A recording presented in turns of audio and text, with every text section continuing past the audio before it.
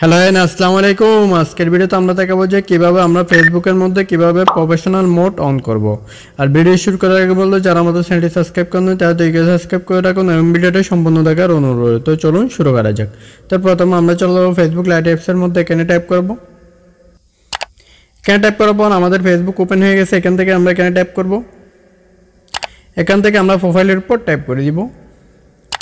এখান থেকে টাইপ করার পর আমাদের প্রোফাইলটা শো করতেছে, আমাদের প্রোফাইলটা লক অবস্থায় আছে। আমরা এখান থেকে কি করতে পারবো, প্রফেশনাল মোড অন করতে পারবো। তো আমরা কি করব, এখানে টাইপ করব।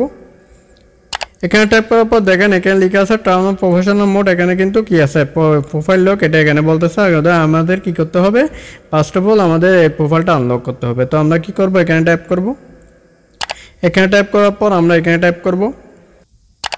এখান থেকে আমরা আনলক ইউর প্রোফাইল এখানে টাইপ করে দিব। এখান থেকে টাইপ করার পর আমাদের প্রোফাইলটা আনলক হয়ে গেছে। দেখেন আমাদের প্রোফাইলটা কিন্তু আনলক হয়ে গেছে। এখান থেকে আমরা রিফ্রেশ করে দিব। রিফ্রেশ করার পর এখান থেকে আমরা এখানে টাইপ করব। এখান থেকে আমরা এখন কী করবো, এখানে টাইপ করে দিব টার্ন অন প্রফেশনাল মোড, এখানে টাইপ করে দিব। এখানে টাইপ করার পর আমরা এখানে টাইপ করব। এখান থেকে আমরা এখানে নেক্সট বাটনে টাইপ করে দিব। আবারও নেক্সট বাটনে টাইপ করে দিব।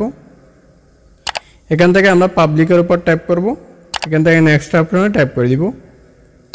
আবারও এখানে কনফার্ম অপশনে টাইপ করে দিব।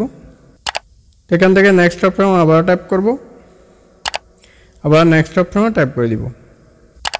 তো এখান থেকে আমরা স্কিপ বাটনে টাইপ করে দিব। তো এখান থেকে গো টু প্রফেশনাল ড্যাশবোর্ড এখানে টাইপ করব।